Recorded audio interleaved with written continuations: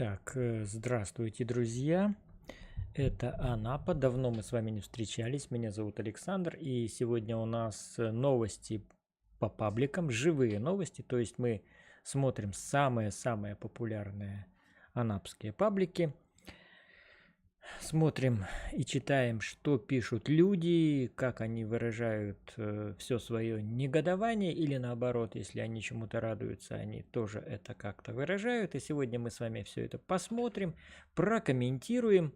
Ну а заодно я по ходу отвечу на ваши вопросы. Например, на такой вопрос, почему я сижу дома, никуда не хожу, чем я занят таким интересным. Так, что за соринка у меня здесь? Так, все хорошо. Так, поэтому, друзья, мы начинаем. И я буду вот в таком экранчике перед вами. Но этот экранчик будет у нас где? Правильно, в уголку.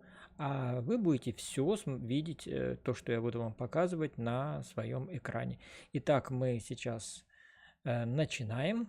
Моя интро-заставка, она, правда, без музыки, но я сам попытаюсь что-то изобразить. Итак, пам-пам-пам-пам-пам-пам-пам. Ну вот. Ну а теперь к живым новостям. К живым новостям. Так, и я открыл сайт ВКонтакте. Да, немножечко у меня что-то так притормаживает. Притормаживает компьютер. Сейчас я открываю сообщество. И сообщество у нас... Где же они как-то странно? Подслушано в Анапе. Почему так-то? Где начало? Почему-то сразу началось, но я вот в начало... Ага, вот подслушано в Анапе. Вот, подслушано в Анапе.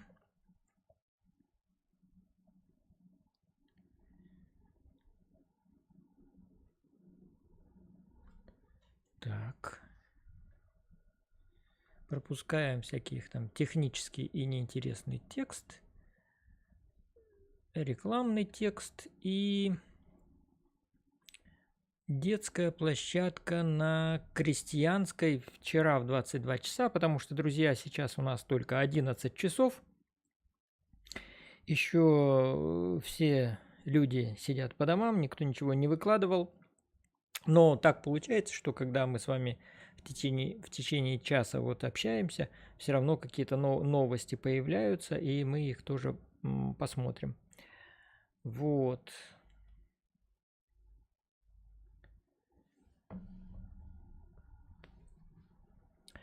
Итак, детская площадка на Крестьянской 26. Между прочим, друзья мои, я ведь там живу. То есть я там не живу, но это наша квартира. И что мы там видим? Давайте посмотрим. Значит, что здесь раньше у нас стоял турник. Все это грибочки здесь стояли, грибки, под которыми сидели. Сейчас все это спилили. Вот единственная горочка у нас такая в стиле а-ля 50-х. Здесь вот баскетбольное еще у нас кольцо было. Все это срезали какие-то товарищи 2 года назад. Вроде как сказали с администрации. И ничего взамен нам не поставили. Пожалуйста. Вот это единственная горка у нас для деток наших. Ну, за дорогу я вообще молчу. Я столько лет здесь живу, ни разу ничего тут никто не ремонтировал. Тоже наша проблема. Так. Вот у нас для особо экстремальных детей. Здесь у нас... Так, ну и я, друзья мои, прокомментирую сразу. Дело в том, что ситуация с этой площадкой очень такая, мне-то она известна, потому что, говорю, я сам в этом доме живу и периодически. Вот, в основном там гости наши живут. Так вот, друзья мои, сейчас мы пока, чтобы для иллюстрации, пусть это еще раз будет. Дело в том, что вот эта вся территория, вообще мы очень богаты. У нас не только там квартира, но и вот эта вся территория, это все наше, это все принадлежит жильцам на правах общей собственности. Вот эти вот, которые там видны, ну здесь вот плохо видны, а где-то вот сейчас они здесь вот попадают на заднем плане, это так называемые сараюшки, а вот они там видны, вот они вот зеленые вот эти двери, видите? Вот, так это вот сараюшки, они принадлежат жильцам первых этажей. Раньше в советское время как-то так было установлено, что жители первых этажей, они должны иметь вот такие вот сараюшки. Вот, для разных хозяйственных там нужд. Вот, у кого нет балкона. Ну, но с другой стороны, это очень даже вот они видны. Видите, это очень даже хорошо, и я даже подозреваю, что в 70-е годы эти сараюшки сдавали отдыхающим, потому что там прорезаны окошки, там стоят у них кровати, я сам видел, вот, занавесочки на окнах, и дверь занавешивается, чтобы туда комары не летели, ну, понимаете, то есть это все осталось с 70-х годов и вот до сих пор. Площадка была там действительно хорошая, там было баскетбольное кольцо, когда мы приехали, там росли, значит, во дворе персики, потом, значит, ореховое дерево росло, грецкий орех. И как раз вот в год, когда мы приехали, это дерево спилили, и Маша вот лакомилась этими орехами, потому что оно было полно орех, и Маша там прямо или ногой давила их, или кирпичом разбивала, и вот таким образом она лакомилась вместе со всеми дворовыми ребятишками.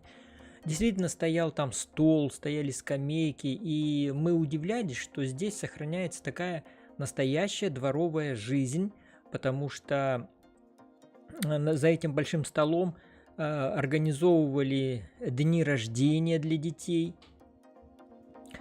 Нам это было вообще удивительно. Мы приехали из Забайкалья, у нас там такого уже давно не было, вот такого вот единения соседей.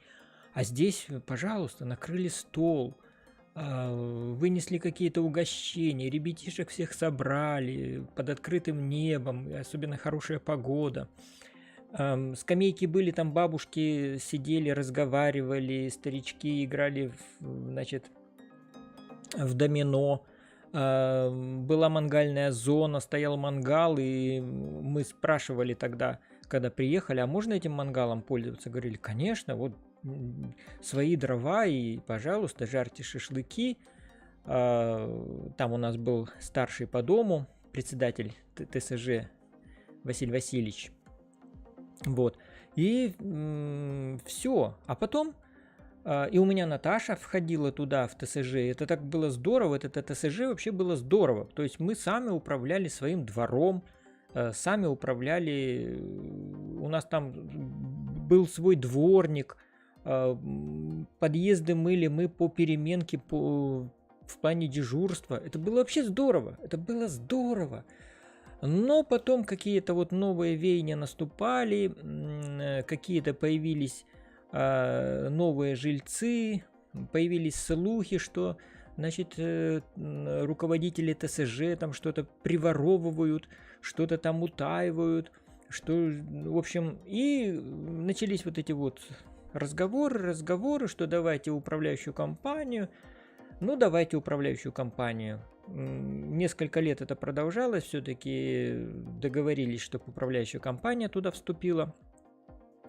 Вступила управляющая компания, стало, конечно, хуже, потому что дворник прекратил убирать двор, появился мусор, листья. Вообще она у нас жила в этом доме, конечно, она была тоже наша соседка, и она тогда с 5-6 утра, она уже с метелкой такую чистоту наводила. Вот, а тут, ну чё, где дворника взять? Да нет дворника, и вот двор стал зарастать мусором, грязью. Вот, потом, значит, некоторым жильцам не понравилось, что вот на скамейках располагаются какие-то там, приходят люди, пиво пьют, ну, отдыхающие там, особенно летом, вот, что через двор ходят, заварили там калиточку. Калиточка у нас была, через которую Маша ходила в школу, было гораздо, ну, проще. Сейчас калиточку заварили, и чтобы пойти на остановку, нужно обходить. Ну, недалеко, но тем не менее как-то стало хуже. Вот. Что еще? Скамеечку убрали. Возле подъезда у нас стояла скамеечка. Вот. Но потом, значит, опять же, выразили некоторые жильцы недовольство, что на этой скамеечке там сидят подростки, собираются, что там пиво пьют и даже там занимаются, значит, ну, чем занимаются? Ну, понятно, да, ночью. И скамеечку убрали. И бабушки стали тоже потом... А так вот бабушки придут, допустим, у них какая-то сумочка с собой, а то и 2 авосечки. Вот, чтобы ключи достать, открыть, и они эти сумочки ставили на эту скамеечку, которая вот рядом прямо с дверью, с подъездной. Вот, сейчас этого нету, и это тоже стало неудобно. А потом кто-то взял, написал кляузу, что у нас очень старые вот эти вот на детской площадке оборудование, что это опасно для детей, и, значит, приехали... в прокуратуру написали. Все, прокуратура вынесла постановление, что действительно все это опасно. Не знаю, там как обследовали, нет. А может и не обследовали, просто напугались вот этого кляузы этой в прокуратуру. И, значит, приехали какие-то люди, вот, и начали спиливать вот эти все грибки, столы, скамейки, качели детские, еще там что-то. Вот, и пока люди вот так вот смотрели с большими глазами на это, как все это исчезает, и потом уже возмутились и не дали спилить вот это вот то, что показал в своем репортаже вот житель. Еще раз смотрим. Житель вот этого дома, вот эти вот не дали спилить вот эту единственную горку и единственную лазалку, ну и вот эти скамейки. А то бы вообще ничего не было. И двор бы превратился вообще в пустырь. Вот. Сейчас он действительно пустой. Слава богу, туда не пускают машины. Вот на эту площадку все-таки бабушки у нас не хотят, чтобы здесь вот все было заставлено, вот эта вот территория, машинами. Хотя желающие есть. И бабушки, наоборот, хотят даже, знаете что? Они хотят вообще этот весь двор обнести высоким забором, повесить ключ, замок и ключ дать только вот определенным людям, чтобы никто туда не ходил. Это, конечно, тоже неправильно. Двор превратится просто, не знаю, ни во что. Двор должен жить своей жизнью. Там должна быть кипеть жизнь, как вот я описал в начале, да, когда там стол стоял, дни рождения праздновали, дети, вот. Смотрите, все что-то торчит, железо, ужас просто. Вот. А насчет дороги, то, что там разбитая дорога, так это, знаете, вот я лично и не хочу, чтобы ее ремонтировали. Почему? Потому что, когда Маша была маленькая, вот, а дорога была получше, вот, и, ну, ребенок как, пустишь его во двор погулять, и она сразу из подъезда выбегает, а там машина, если дорога хорошая. А сейчас вот дорога плохая, и туда некоторые таксисты вообще даже не ездят. Вот. А кто и уж едет, то уж потихонечку, помаленечку. То есть там, полная безопасность.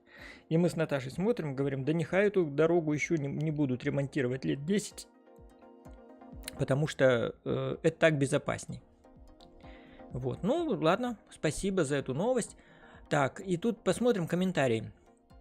У нас город Анапа стал выглядеть как после войны. Все затоплено, везде грязь, дорог толком нет, ужас. За всю свою жизнь я Анапу такой не помню. Бомжатник какой-то стал. Так, а может капитально захотят передать площадку, вот и попилили, узнайте в управляющей компании. Ну и все это я уже рассказал. Так, Суко, друзья и гости чата, опять беда. В холод, дождь выкинули 2 мальчишек. Ну и вот таких собачек. Вот, кстати, у нас люди, вот сейчас по всей стране развернулась кампания против бродячих собак, диких собак. Но очень большая группа людей, которые очень сердобольно относятся вот к животным, в том числе к брошенным. И это очень большая проблема, и я уже высказывался, что нужна ответственность и администрации, и хозяев, людей, кто держит этих животных. В общем, можно навести порядок, не стреляя собак на улицах из ружей и винтовок, и не травя их. Вот, вы знаете ситуация в Домне у нас, вот почему у нас говорю, потому что я из Забайкалья приехал, и у нас там есть поселок Домна, такой военный городок, и там девочка 7-летняя пошла в музыкальную школу, ее загрызли собаки, и они ее просто разорвали. У нас, к сожалению, запрещено в средствах массовой информации показывать детей, и вот. Но зарубежные средства информации, я тоже уже об этом говорил, английская газета Mail, по-моему, вот она показала и фотографии этой девочки, и отца показала, отец летчик, которого награждал Путин за операцию в Сирии. В общем, все они хорошо рассказали, и, конечно же, там, за рубежом, для них это дико, что в России дикие собаки разрывают детей, идущих в музыкальную школу, понимаете? Этого не должно быть. Поэтому собачками, конечно, можно любоваться, миловаться, но государство должно навести в этом порядок. Как? Ну, об этом уже много говорится, и я тоже много чего предлагал в различных комментариях, на различных форумах. Отдел МВД России по Анапе обращается к жителям и гостям города, если вы узнали человека, изображенного на фотографии, или стали жертвой его противоправной деятельности, убедительная просьба незамедлительно обратиться в дежурную часть анапской полиции по телефону такому-то или 102. Разыскиваемый подозреваемый подозревается в мошеннических действиях с земельными участками. Я-то думаю, там какой-то маньяк, а он всего лишь земельный аферист. Но все равно это, конечно, наказуемо. И нужно изобличить.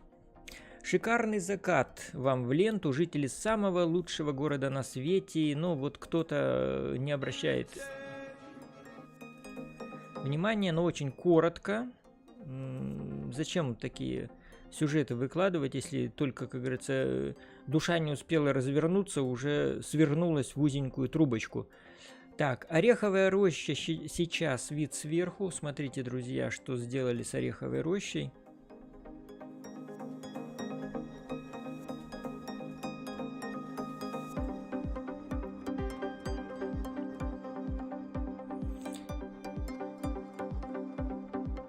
Смотрите, просто вода. Вода стоит. Дорожки все под водой. Дорожки все под водой. Деревья, вот эти желтые и белые, это уже высохшие деревья и сгнившие туи. Ничего им не поможет. Ну и вот так. То есть показали участок. Но он достаточно большой, который который уничтожен водой. И я смотрю, там у меня Данила Череватюк. Доброе утро, Александр. Добрый день. Обо всем понемногу. Добрый день, Альбатрос. Добрый день. Понемногу обо всем. И Андрей Кузнецов. Добрый день, добрый день. Так. Вот так вот я сделаю. Сейчас. Как-то.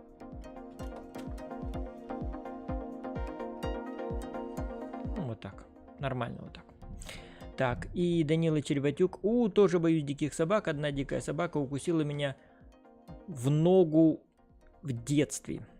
Хорошо. Ну, вернее, плохо, но хорошо, что вы об этом поделились, Данила. И мы переходим дальше. Самозахват общей парковки Крылова 27. Год назад была нормальная парковка, но какие-то умники отжали себе места. Уверена, никто это с городом не согласовывал. Раньше можно было всегда там поставить машину, теперь парковка почти пустая, зато огороженная. Как вам такие хитрые граждане? Ну, как видите, вот поставили здесь какие-то столбики стоят, тут вот эти вот лягушки, так называемые, из металла.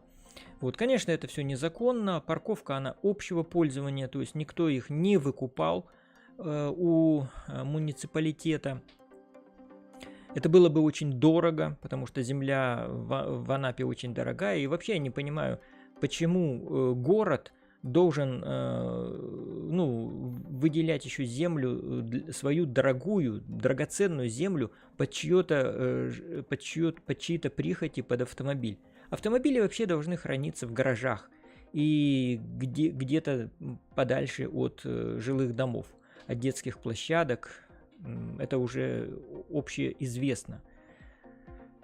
Вот. Но у нас вот, к сожалению, относятся к территории возле домов как тоже к какой-то частной собственности, что вот если я купил квартиру, вот давайте мне еще 6 квадратных метров под мой автомобиль. Нет, друзья мои, это неправильно, и думаю, с этим будет когда-то в ближайшее время покончено. Вот. Потому что уже идут войны между владельцами автомобилей. И вот это вот тоже как бы такой элемент войны. Это тоже такой заградительный отряд, вот такой противотанковый еж. Это от чужих автомобилей. Вот. Конечно, другим людям, которые тоже имеют автомобиль и тоже имеют право пользоваться этим местом, одинаковыми правами, они возмущаются, почему какой-то хитрозадый, значит, владелец поставил в эту лягушку, а мне куда машину ставить? Понимаете? И начинается вот это вот антагонизм такой, и где-то кто-то потом шину проткнет кому-то, да, или процарапает, как говорится, от переда до зада ему гвоздем краску, или обольют кислотой, как вот недавно было в ЖК Бельведер, девушка возмущалась, как так, мне облили машину кислотой. Все вот от этого, друзья, идет. Вот, что там дальше у нас? ДТП на Астраханской.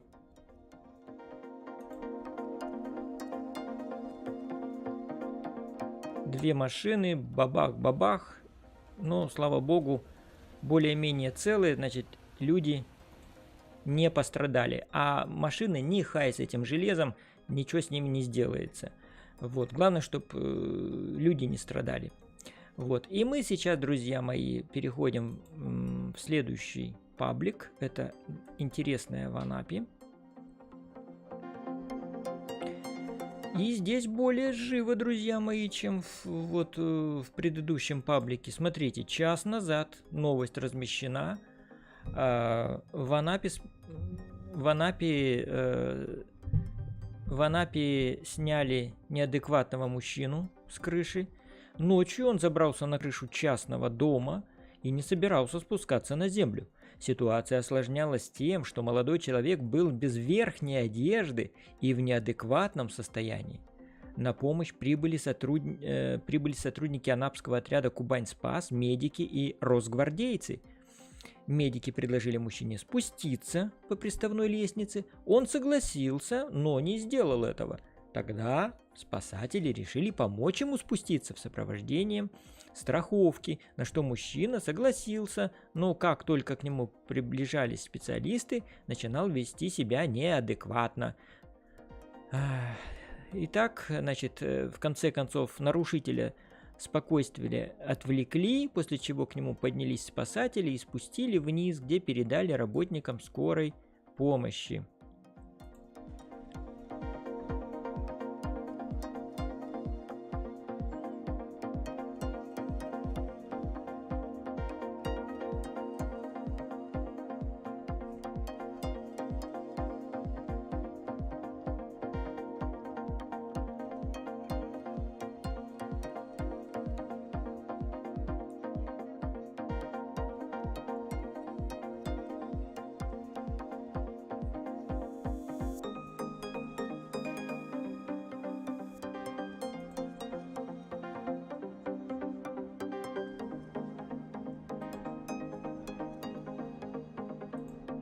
Ну, как видим, здесь невысоко. Залез он, конечно, на козырек. И если, конечно, если там неудачно упасть, можно и серьезно себя повредить. Но, тем не менее, я думал, что он там на крыше какой-то там многоэтажки. Вот это бы, конечно, была операция.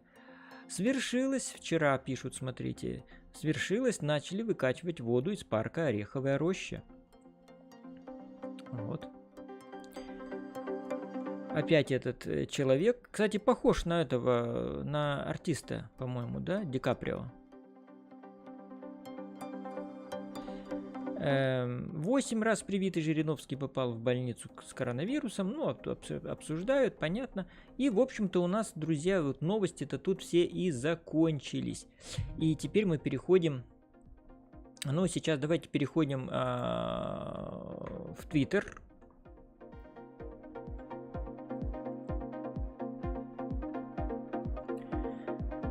Я Твиттер периодически тоже просматриваю, читаю. Мне здесь нравится то, что сразу весь мир в разрезе. Иногда президент Америки Джо Байден здесь пишет, и я ему тоже что-то там пишу. Вот. Ну, мне, как изучающему английский язык, очень... А у него очень такой простой язык и такая доступная лексика, поэтому мне всегда интересно читать Джо Байдена. Так, и как бы здесь сейчас анапские новости вычленить? Вот здесь вот есть типичная Анапа, и сейчас мы как раз ее... Так, все, расходимся. Анапские ученые выяснили, что количество переселенцев – это уже старая избитая новость, она, видимо, привязана, и это неинтересно. И где же здесь? Так, нет, что-то как-то не то. А как вычленить все новости? Вот, смотрите. Так, официально нелегальный твиттер Анапы. Так, 21+. И здесь они, смотри, что ж вы, птичечки, не оставили даже крошечки. Опять же, собака, смотрите, бродячая собака подошла к птицам. Так, для ваших ярких снов в эту темную ночь штормовой закат.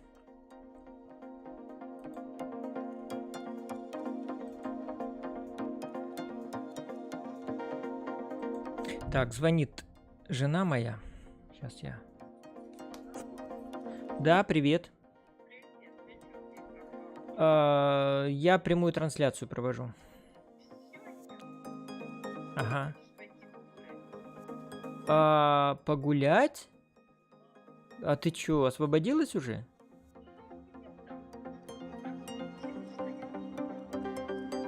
Ну, а ты где сейчас?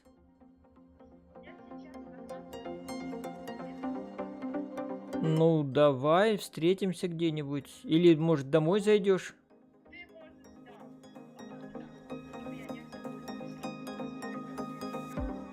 Ну, ладно, хорошо.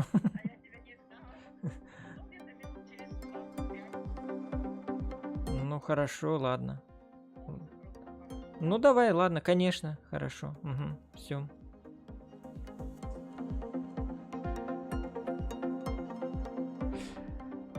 Позвонила жена, сказала, что она идет домой и приглашает меня на прогулку, потому что сегодня солнце, и солнце надо ловить. Так, ну а мы закончили просмотр. Кстати, хорошие снимки такие. Здорово. Какой еще такой шторм-морм? Февраль-мемраль. Вот, и тоже здесь.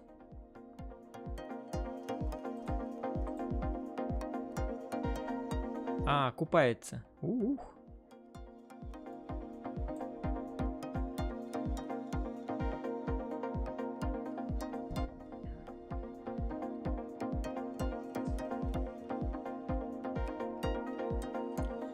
Да, вот такие смельчаки есть у нас. Так, что еще у нас может быть? Ну, в общем-то, наверное, давайте сейчас перейдем в Facebook. Здесь у нас, как всегда,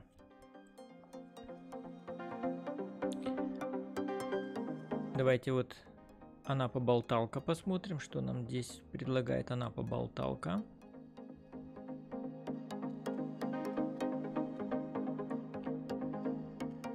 Так, здесь у нас вилла Аристов. Ну, сетуют, что это в Юровке там построили винзавод и вот такой вот огромный павильон, где продают вино, где можно дегустировать, где еще какие-то там можно и закуски купить сразу к алкоголю. Вот, но все это пока пустует, и вчера я смотрел на канале Маковозовы, он туда приехал и делал репортаж. Ну и вот Дмитрий Якушев, наш тоже активист, общественник, тоже показывает это и ставит проблему, что... А мне так кажется, ну и пусть она пустует. Мне-то какое от этого дело? Понимаете? Кто-то, имеющий огромные деньги, неизвестно каким путем еще нажитые, ну, не хочу ничего сказать про владельца вот этого вот, этой виллы Аристов, вот, но я вообще говорю, так вот, гипотетически, что кто-то каким-то образом получил огромные деньги, наворовал он их, заработал он их, но у него просто они есть, а они у него лишние. Ну, что бы не купить, не построить какую-нибудь хреновину, где-нибудь в Юровке, в Дуровке в какой-нибудь, понимаете? Это все это делают те, кто с жиру бесится, понимаете? Вот у меня бы были деньги какие-то огромные, там, миллиарды, я бы там цирк какой-нибудь построил бы, еще что-нибудь там, а почему бы нет? Ну, есть деньги, ну, для прикола там построили, а может быть еще и труппу какую-нибудь найму, и еще и денежки какие-то будут поступать, может быть, я свои капиталы увеличу, ну или из добрых побуждений людям сделаю добро какое-то, людей повеселю, понимаете? Ну а если там никого не будет, никто не придет, и этот проект у меня загнется, ну и хай с ним, одним миллиардом меньше, другим миллиардом больше, понимаете? Вот так эти люди рассуждают, поэтому нам-то, беднякам, нищете, голей перекатной, какая разница до этих вот вилл? Абсолютно. Да нехай они будут. Нехай они будут, это не наша забота. Наша забота это вот улицы наши. Вот этот грязь, этот срач. Недавно, кстати, вот английский язык изучая, нашел наконец-то как срач по-английски. Амес называется. Амес. Вот, так вот этот амес. Вот это нас должно раздражать. Вот это нас должно заботить. Что вот то дерьмо, по которому мы ходим, оно нас должно раздражать. А людей почему-то раздражают чьи-то виллы, еще там что-то, понимаете? Хотя это, конечно, тоже, да, потому что всякие там дворцы в Геленджиках, они тоже на наши деньги построены. Вот. Практически. Вот тот же Маковозов, смотрите, кстати, канал Маковозова, он очень такой интересный, у них и репортажи интересные такие, жизненные, вот, и он достаточно такой здравый человек, умный человек, вот, и он вот в одном из своих репортажей рассказывал, что вы думаете, вы платите там вот этот налог только 13%, да фигушку вам, вы платите из того, что вы реально заработали, 60%, понимаете, идет в бюджет, и у нас в основном бюджет формируется не нефти долларами там и газа долларами, а вашими денежками, которые вы своим горбом где-то зарабатывали, и вам их не додали, понимаете? И когда мы видим, вот когда здесь, допустим, у нас на улице Крестьянской строят вот этот дурацкий, абсолютно ненужный, заведомо провальный проект пешеходного надземного перехода, надземного перехода, и нам объявили, что 38 миллионов они туда вкладывают, а я наверняка уверен, что уже и больше, потому что они обещали его построить еще в октябре прошлого года, уже идет февраль, а у них не ушиб рукав. Вот наши деньги, вот о чем мы должны с вами заботиться, друзья мои.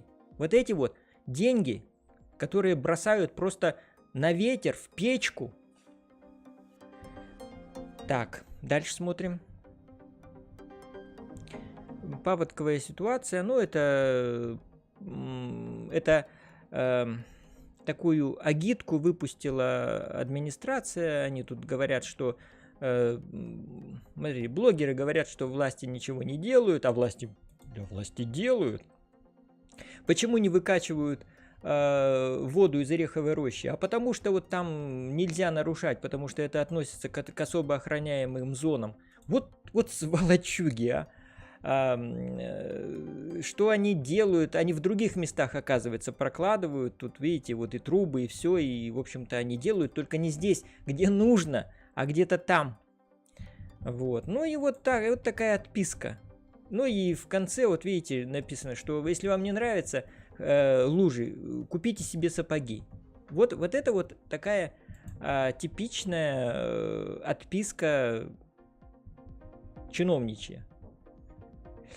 Так, ну а мы, друзья мои, сейчас переходим, знаете, куда?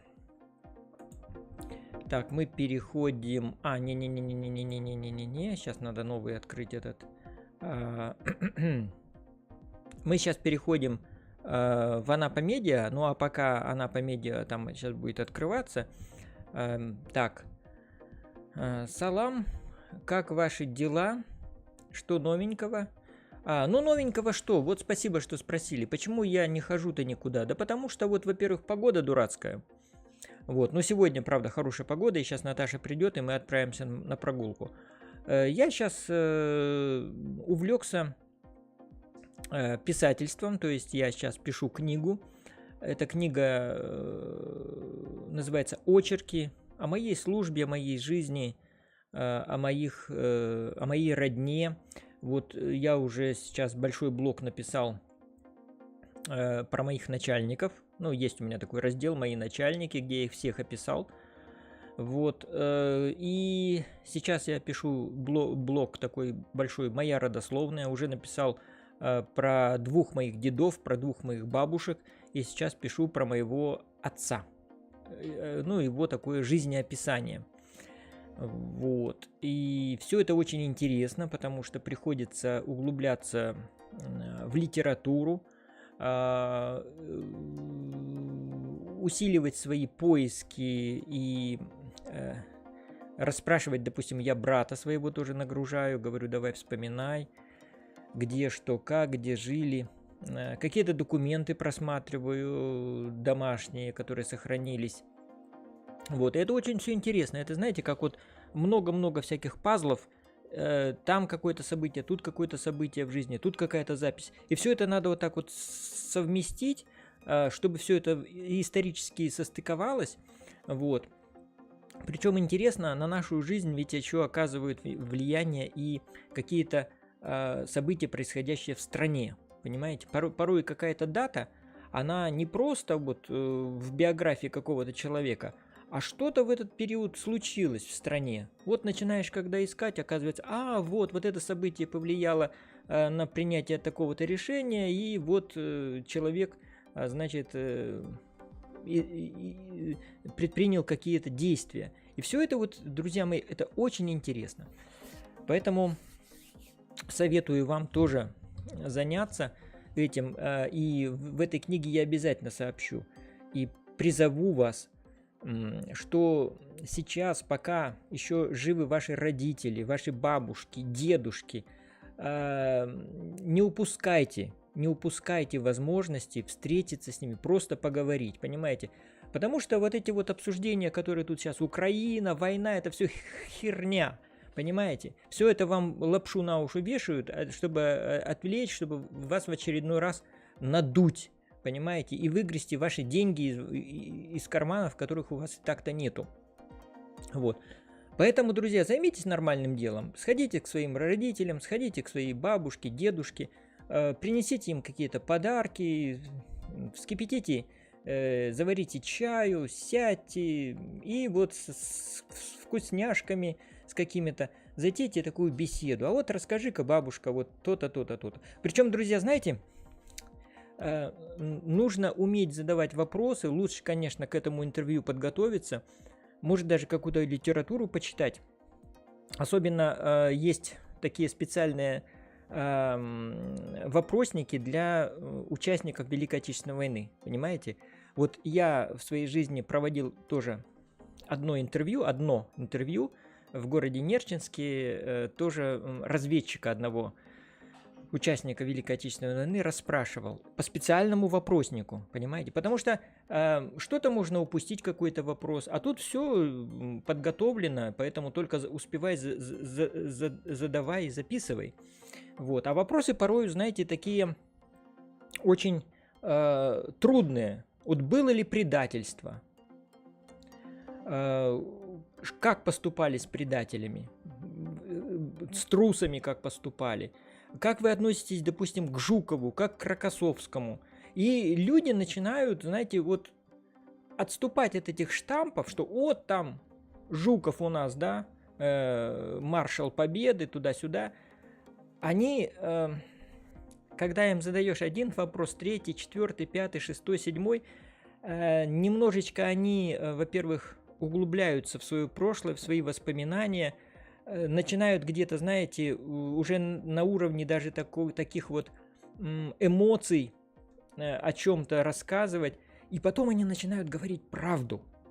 Они начинают рассказывать правду, а не то, что они рассказывают детишкам каждый раз, когда их выдергивают, значит, из дома, приводят, значит, в какой-то класс. И вот расскажи-ка, дедушка, как вот вы там немца били. Понимаете? И они начинают вот эти вот, они рассказывают просто какие-то легенды. Они рассказывают то, что люди хотят слышать, что они уже 1000 раз слышали из вот этих вот зомбоящиков. А в какой-то обстановке непринужденной человека можно так разговорить, и у него как раз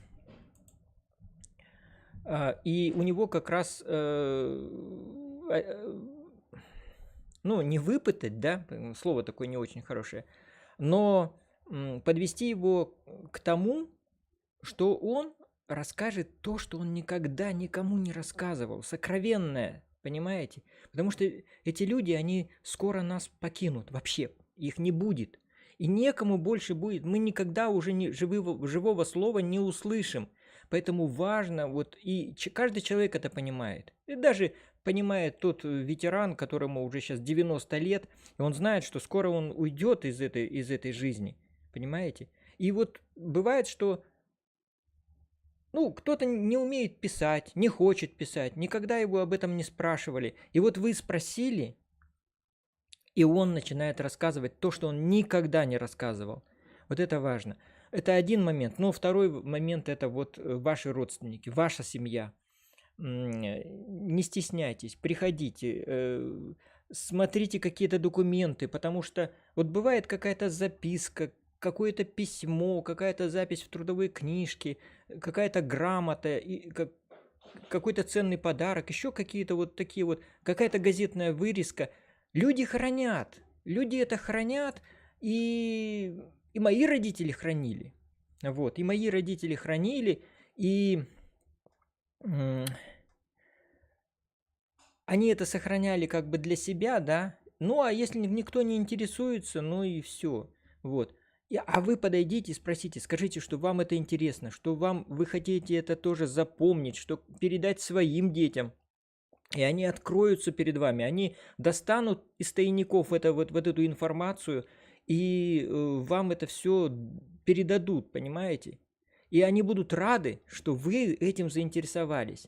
Поэтому, друзья мои, вспомните своих старых родителей, своих бабушек, дедушек, каких-то, может быть, других родственников, соседей, ветеранов войны. Пойдите, расспросите, запишите. Это наше достояние, и это вам пригодится. Вот. Спасибо за вопрос. Вот это меня спросил Планета Земля, как ваши дела, что новенько. Вот я рассказал. Так, следующий вопрос. Когда приедет ваш друг Андрей на работу? Так, Андрей Хрущев. Вот знаете, я вчера тоже читал письма, у меня есть письма я их писал моему брату Юре, а он их все тоже не выбрасывал, он их сохранял, а вот недавно он их мне передал. Вот, и я вчера, ну, в поисках там тоже информации какой-то, чтобы что-то вспомнить, освежить в своей жизни, все их перечитал. Ну, их там, может быть, там, может, штук 100, вот, но перечитал. И вот, знаете, я в каждом письме ему писал, ну, не в каждом, но через одно письмо всегда писал про Андрея. А с Андреем мы служили в одной системе и получали практически одну зарплату. Я получал, он получал.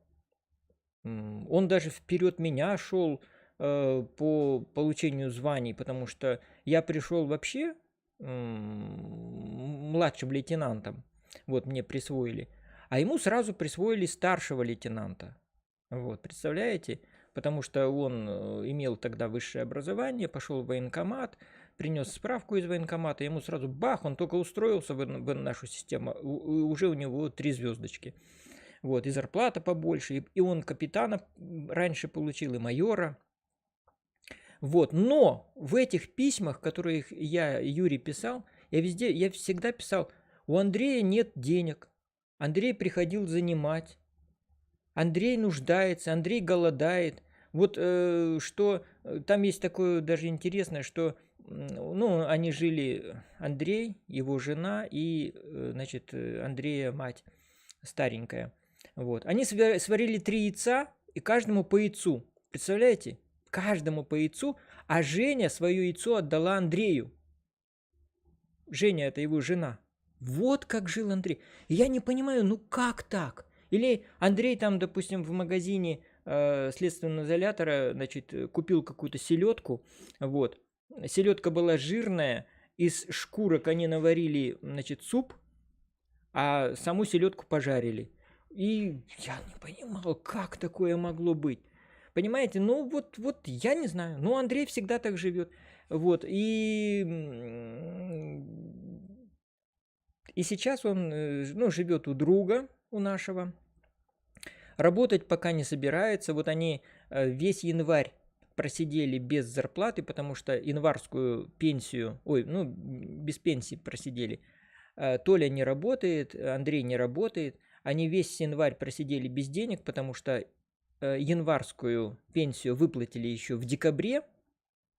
Вот, причем выплатили ее там числа 17-го. И, естественно, они ее истратили вдвоем. Вот, и все, и сосали лапу, ели тыкву, которую вот там, видим, они тыкву едят. Пойдут в огород, найдут тыкву где-нибудь, и вот для них это еда. Правда, они эту тыкву еще и не садили, потому что Толя купил этот дом летом, вот, и я сейчас говорю, ребята, а вы вот давайте хоть картошку там садите. Вот в феврале уже люди картошку садят, что в июне можно новую картошку есть. Ну, не знаю, вот как Андрей прислушается к моему совету или посчитает, что я просто дурак какой-то, в феврале его заставляю картошку сеять. Так что вот так Андрей живет. Александр, а где работает ваша жена? Что за санаторий? Жена работает не в санатории, она работает социальным работником. То есть она в управлении социальной защиты ходит по бабушкам, по дедушкам. Ну, дедушек практически нет, одни бабушки. Вот. И ухаживает за ними. Понимаете? То есть кому пол помыть, кому посуду помыть, кому цветы полить, кому в аптеку сходить, кому в магазин, кому там памперсы сменить. Ну, вот такая работа, друзья. Это очень сложная, тяжелая работа. Не каждый на нее согласится. Тут сердце должно быть у человека. Александр, вы уже определились, куда будете эмигрировать с Анапы? Английский язык уже, наверное, выучили на 5 плюсом. Уже пора вести стримы на английском языке. Ну, можно было, конечно, попробовать, но я не так хорошо еще и бегло говорю. Я по-русски-то говорю, вы заметили, что медленно. И некоторые меня, когда смотрят мои ролики, они говорят, мы включаем вас на это в 1,5 раза быстрее или в 2 раза, тогда, говорит, вас можно слушать. А по-английски я вообще говорю медленно. Вот. Ну, а куда не иммигрировать, а эмигрировать? Ну, пока неизвестно. Пока неизвестно. Ну, в планах у нас это дочек отправить за границу. Старшую мы пытаемся, выпихиваем куда-нибудь, чтобы она поехала, потому что она такая у нас предприимчивая, и если бы она попала куда-нибудь за границу, она бы наверняка там, ну, так же бы, как здесь устроилась, нашла бы работу. Вот. И получала бы, конечно, больше, чем здесь за такую же работу. Но она не хочет, ей пока нравится Анапа. Ну, а младшую мы немножко готовим, она изучает немецкий язык. Вот. Может быть, ну, немецкий и английский она изучает у меня. Может быть, в Германию куда-нибудь. Вот. А если она едет в Германию, то, может быть, и мы как-нибудь туда переберемся. Ну, это пока еще, знаете, я сейчас пишу вот эти вот свои воспоминания, и порой мы сами не знаем, что с нами будет. Будем ли мы вообще живы через какое-то время. Поэтому я вот сейчас вот тоже пишу и думаю, вот надо быстрее писать, потому что неизвестно, буду ли я жив в следующем году или даже в этом году, через полгода. Кто знает? Ну, всякое бывает. Понимаете, у меня об этом есть стихотворение, что причин для смерти на 2-3 романа, но а смерть она одна, как это ни странно. Вот, поэтому... Или у меня стихотворение называется так, начинается так, кстати, про бабушку, про мою. Говорила бабушка, угощая щами. Смерть не за горами ждет, ходит за плечами. Это истинная, простая, мною не забыта. В наше время очень просто, в наше время запросто. Что-то там я сейчас не помню. В общем, откинуть копыта. Вот так. Так. Александр, а вы верите в светлое будущее Анапы? Нет, я в светлое будущее Анапы не верю. Город деградирует, и это очень хорошо заметно. И главное, почему я не верю и не могу в это верить, потому что никаких подвижек, именно чтобы город сделать интереснее, чище, я сейчас вот у данной администрации не наблюдаю. Только какие-то их такие маниловские планы, ну, с реальностью и с реальными запросами граждан никак не... Эти планы не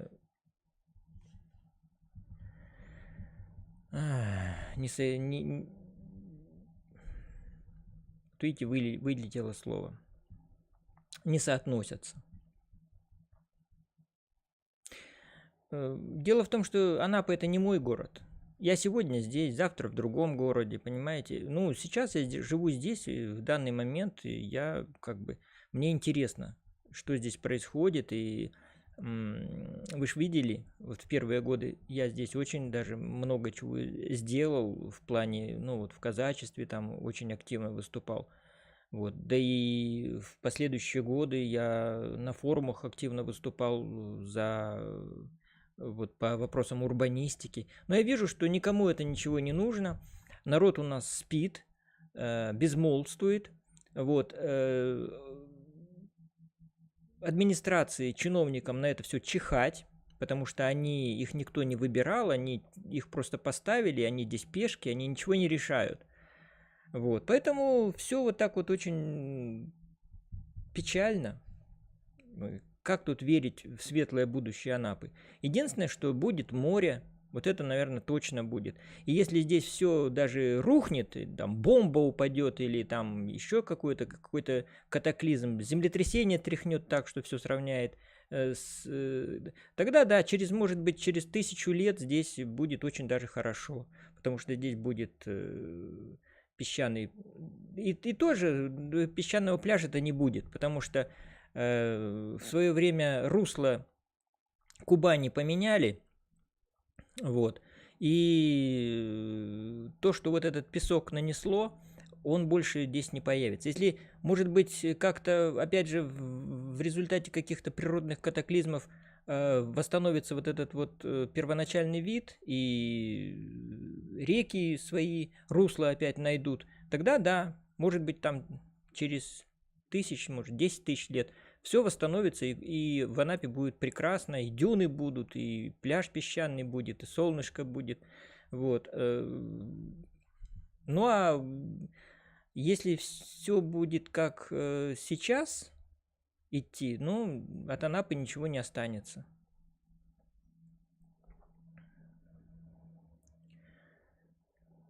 Я всегда с вами, Александр. Так, что здесь еще у нас? Александр, а вы думаете, что можно ли еще спасти Анапу или с каждым годом будет только хуже? Ну вот я уже ответил на этот вопрос. Будет только хуже. Вот как, если вот смотреть из сегодняшнего дня, как действует сегодняшняя администрация и какие у нас законы и какая у нас власть верховная, ничего хорошего Анапу не ждет. Александр, а почему вы не идете работать в администрацию, так как нехватка умных людей? Дело в том, что это система. И человек с идеями, человек со знаниями, человек умный, инициативный, честный, он в этой системе не выживет. Его эта система перемолит и перемелит, разотрет в порошок и раздует над Черным морем. Вот что будет с человеком, который придет здесь с какими-то свежими идеями. У нас система такая, понимаете? И не только в Анапе, но и в крае, и в самой верховной власти в Москве, в Кремле. Поэтому менять надо всю самую-самую-самую верхушку. Вот. И только тогда, когда у нас адекватный человек будет сидеть в Кремле, умный, современный, открытый миру, креативный, вот тогда у нас и внизу что-то, вот в нашей захолустной Анапе что-то тоже сдвинется. Вот. И новые люди тоже придут, креативные, умные, честные, и все будет хорошо. Так. И Наталья. Солнышко, Натали. Здравствуйте, а Наталья получила повышение квалификации в Новороссийске, и из-за пандемии ведь учеба прервалась? Нет, она получила, она училась с ноября по март, и даже, по-моему, по апрель она получила сертификат. Сейчас это называется не сертификат, а аккредитация. Вот, она получила аккредитацию, ей выдали диплом, и все, она сейчас имеет право заниматься медицинской деятельностью.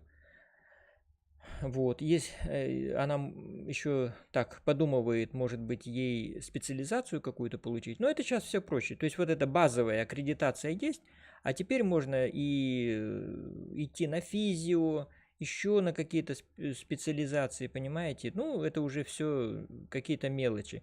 Вот, она работала уже медиком дважды после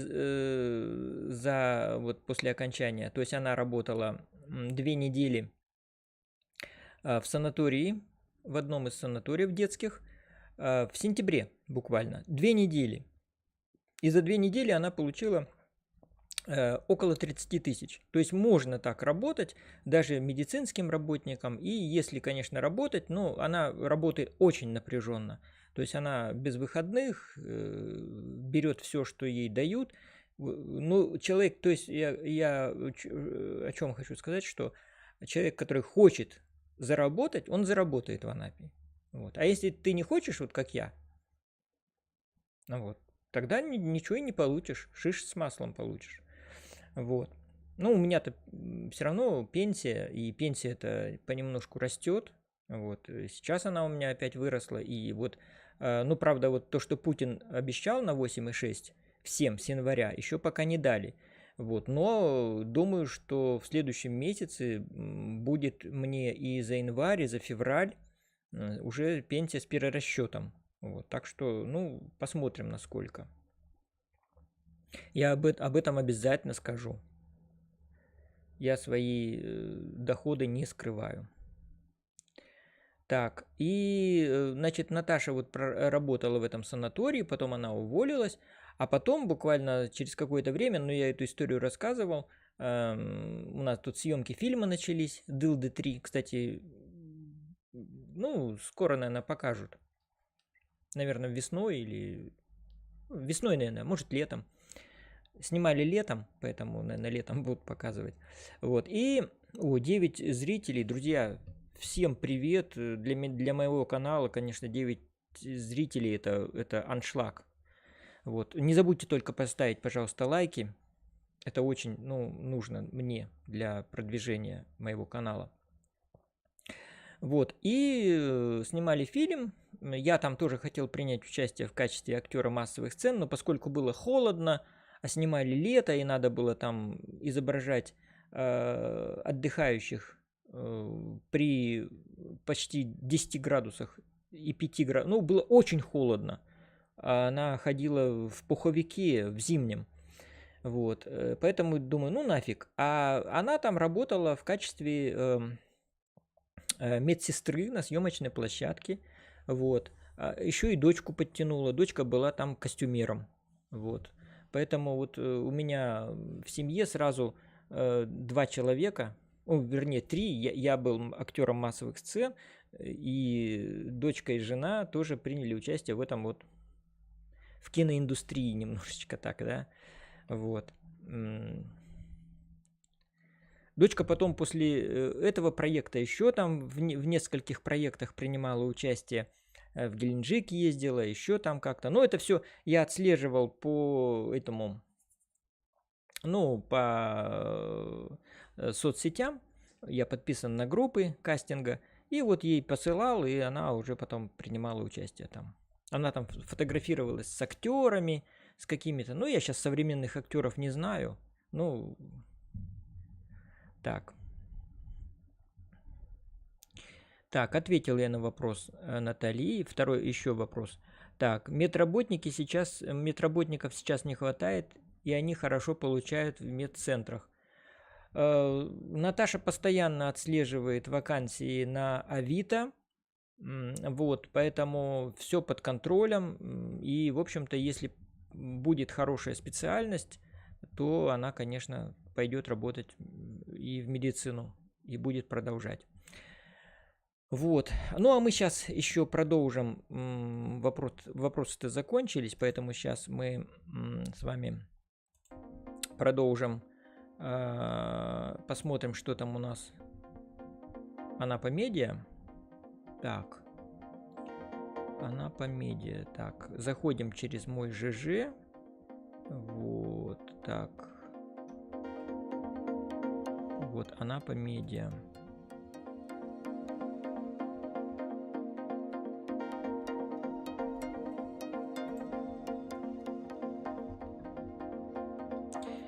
Так, дело о гибели дайвера в море под Анапой направили в суд. Ну вот, видимо, когда-то было, и сейчас отправили. Стали известны самые популярные у выпускников Анапы предметы для сдачи ЕГЭ. На жительницу Анапы завели уголовное дело за контрабанду средств для похудения. В Анапе спасатели сняли с крыши неадекватного мужчину, мы с вами уже это посмотрели.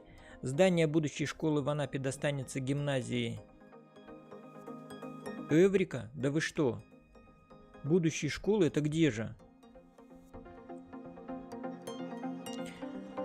Судя по копии ответа на обращение 9 февраля текущего года за подписью первого замминистра образования Краснодарского края Пронько, значит, здание новенькой школы в микрорайоне Гаргипия планируется передать гимназии Эврика, где обучение будет осуществляться на бесплатной основе, а также по заявлению родителей учащихся. Ну, вот это вот я чуть не верю, друзья мои, что Эврика и будет бесплатное обучение. Это же огромная нагрузка на бюджет. Сейчас-то там дети учатся за счет родительского кармана.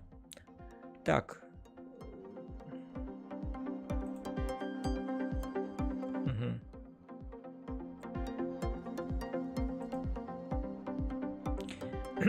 Так, следующая новость.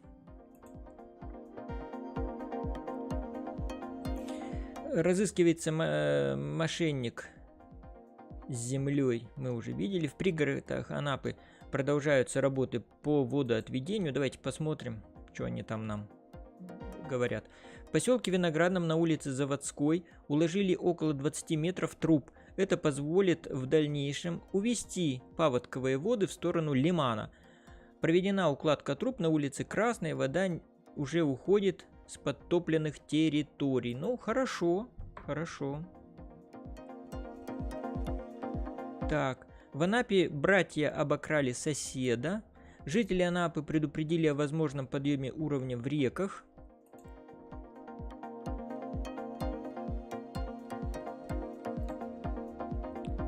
Так. В связи с продолжительными осадками, активным снеготаянием и учетом времени добегания в ближайшие 3-6 часов до конца суток 9 февраля, а сегодня у нас 10, и ночью, утром 10 февраля на малых реках и водотоках юго-западных притоков реки Кубань и реках Черноморского побережья ожидается подъем уровня воды. Но погода у нас сейчас хорошая, солнце еще, кстати, не ушло, сейчас придет Наташа, и мы пойдем гулять, и я что-то там поснимаю, друзья, и обязательно выложу, вот, поэтому посмотрим. Так, туроператоры выяснили, почему отели Анапы дороже турецких, ну, кому интересно, можете посмотреть. Действительно, Наташа сегодня, вот вчера, вернее, пришла, показала мне какой-то гостевой дом, и там комнатка, по-моему, 12 или 15 квадратных метров, и 2 койки там, ну, и такие суммы там заворачивают, друзья мои. Вот посмотрите сами, кому интересно, кто собирается в Анапу. Кстати, у меня забронировали мою квартиру почти на все лето. Вот, на все лето с 3 июня по 8 августа. Так что, друзья, кто еще, может быть, собирается приехать в Анапу, то, пожалуйста, ссылка под каждым моим видео. Так что легко найдете, оцените, забронируете, приедете, встречу, все покажу, жить будете как в сказке. Житель Анапы устроил дебош в отеле Краснодаре. В Анапе пройдет эко-акция по сбору пластика. Ремонт дорог в Анапе продолжается. Где же они там? Какие же улицы они будут еще испохабливать? Дорожное покрытие было обновлено на Крымской, Ленина, Гребенской, Калинина, Чехово-Заводской, Лозовой, Анапы. Получили новый асфальт следующие населенные пункты: Анапская, Благовещенская, Виноградная, Витязева, Субсех. А где же планы? В этом году дорожники уже завершили ремонт дороги от Ханчакрака до Розы, Люксембург. Это почти 3 километра. А где же? Так. Одним из центральных проектов станет работа на улице Аэродромной, которая станет объездной от Субсеха и обратно. В общем, как-то в городе они здесь это не очень-то. Но вообще, конечно, сейчас люди очень много высказывают претензий к тротуарам, что у нас кривые тротуары. Наконец-то это свершилось, друзья мои, когда люди стали относиться к себе как к людям, а не как к какой-то скотине, которая пройдет через любые там буераки. Люди, они должны ходить по нормальным тротуарам. И особенно инвалиды, особенно мамочки с колясками, дедушки, бабушки с тележками, в которых они перевозят продукты. Да и вообще приятно идти по прямой дорожке, без всяких там резких спусков, подъемов, без ступенек, без колдобин. Любому человеку, нормальному человеку. Вот, поэтому сейчас об этом больше все говорят. И слава богу, что как-то это доходит до администрации. И вот при ремонте как раз дорог, а дорога что это? Это автомобильная, только для автомобилей. Мол, на людей мы плюем, а вот автомобилям мы делаем все. Не должно такого быть. Надо какие-то пересматривать нормативы и при ремонте дорог ремонтировать сразу и тротуары, и газоны. Вот тогда будет все хорошо. Так, что у нас еще? Все, вопросов больше нет. 10 зрителей, друзья. Всем спасибо, кто лайки не поставили, ставьте лайки. На этом мы обзор анапских новостей заканчиваем. Поговорили, рассказал о себе. У меня, как всегда, немножко мой эфир шире тех рамок, которые я пишу в названии и вообще. Поэтому, я думаю, вам понравилось. Всего вам доброго. Сейчас придет Наташа, и мы пойдем гулять, и я буду снимать. Поэтому сейчас у меня будет уже конечная заставка. Она тоже без звука. Вот. Но у меня есть всегда что посмотреть. Трам-пам-пам, парам-пам-пам. И до новых встреч.